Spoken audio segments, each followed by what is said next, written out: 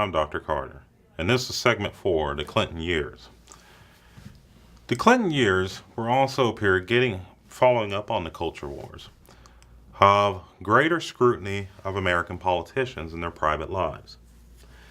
More and more media figures, inspired in part by the anti-government zealotry of some Americans, others inspired by the example of Bob Woodward and Carl Bernstein during the Watergate years, others still just trying to make a name for themselves, investigated Americans' private lives. During the 1980s, Gary Hart, a U.S. Senator from Colorado, was a front-running candidate for the Democratic nomination in 1988, until he challenged a reporter to more or less pin the tail on him. And that reporter did, catching a picture of him sitting on a boat appropriately named Monkey Business with a young Donna Rice sitting on his lap, who was obviously not his wife. This is in part why Bill Clinton waited until 1992 to run, because of the woman problem, or what his then chief of staff in Little Rock called bimbo eruptions. The issue of women had dogged Clinton for many years, and he came to Washington with those same problems. Politicians, media, and others investigated President Clinton for a variety of issues, whether that be for women, in which one case he allegedly sexually harassed a woman in a Little Rock hotel by the name of Paula Jones, or that he had lied under oath about some of his sexual experiences, or that he had used drugs, or that he had gone so far as to use his power in Arkansas illegally to engage in an investment called Whitewater. The Clinton people did not take a lot of these allegations seriously. They considered them something to be put away. Led by Hillary Clinton, who did not want to discuss these issues, the media felt that there was something there, that they had something to hide. So Clinton comes into office under an ethical cloud. He does not receive the traditional honeymoon that most American presidents in the recent modern era have received. Whitewater and Paula Jones dog him throughout the entire first term and into the second. As early as 1995, as the government is undergoing two, for the Republicans, horrific shutdowns, Bill Clinton, using a skeletal crew at the White House, spends some alone time with a young woman who was an intern by the name of Monica Lewinsky. Monica Lewinsky, who came from California to born in politically connected parents who were wealthy, found herself attracted to the 42nd President of the United States, going so far as to flash him her underwear during one late-night meeting. What went from flirtation turned into an affair very quickly, an affair which, by Clinton's own admission, included not only bad judgment, but ironically and oddly, no sexual intercourse, simply oral sex, which became a further part of the culture wars of the 1990s. Little did Clinton know that this young woman, who his team would later term or deem unstable, was speaking with a former White House employee who had been transferred out because of her dislike of the Clintons by the name of Linda Tripp. Linda Tripp had been secretly recording phone calls that she had made and participated in with Miss Lewinsky. When Bill Clinton was going to testify in regard to what he knew, what he did, and what he did and didn't do in January 1998, she tipped off the Office of the Independent Counsel and its head, Kenneth Starr. Kenneth Starr laid a legal trap to try to get the president to commit perjury. Arguably, the president did. And when the story broke, just within a few days, the president seemed to have no future at all. People in his own party were saying he wouldn't last a month. Others were saying that the president should be removed because of his immoral conduct. As the summer months waged on, as the months waged on, the Clinton strategy was simply to do two things. One, the business of the American people, and two, to ignore and draw out the investigation as long as possible, with the belief that the longer it went on, the worse it would be for his Republican opponents and this hyper-partisan investigation, which ultimately would spend more than $50 million over a sexual indiscretion.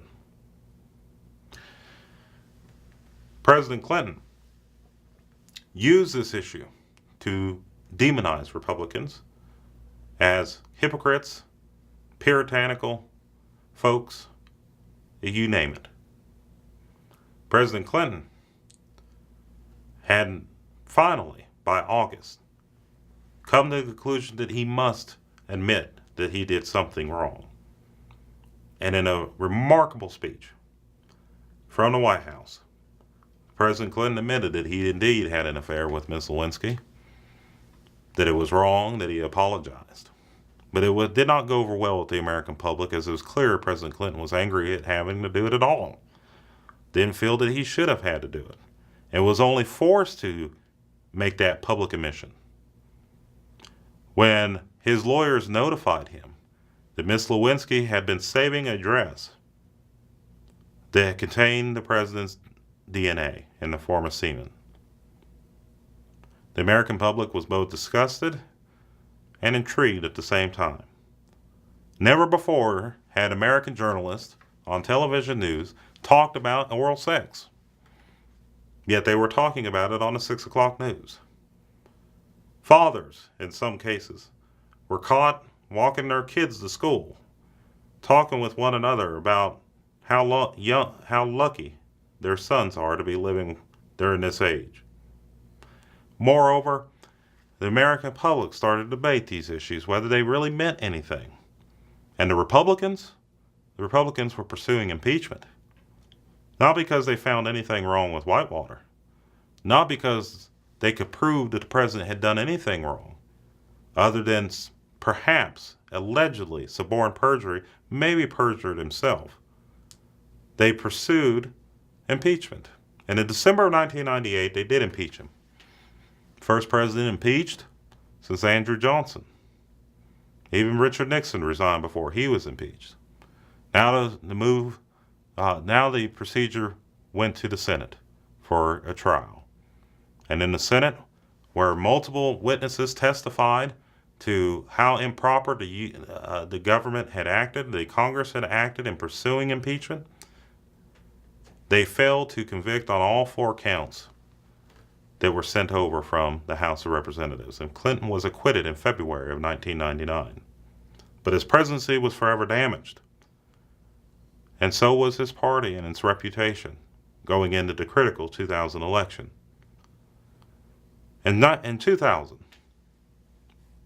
President Clinton remained popular politically, but many people did not trust him. Al Gore, his loyal vice president, was the picture of morality, and he had been married for many decades at that point. He had young children, widely known to be devoted to his wife.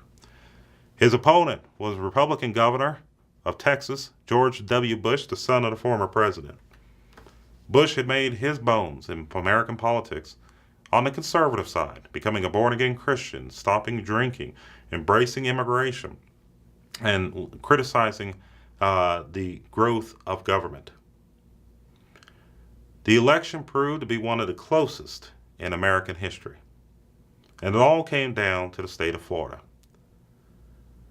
Florida had been spending months under Jeb Bush, the then governor, purging its voting rolls of people who supposedly didn't live anymore, people who were in prison, people who lost voting rights, etc.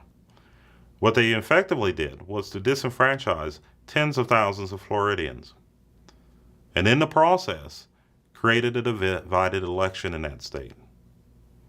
Both Gore and Bush went to the courts to do recounts, particularly in certain cities.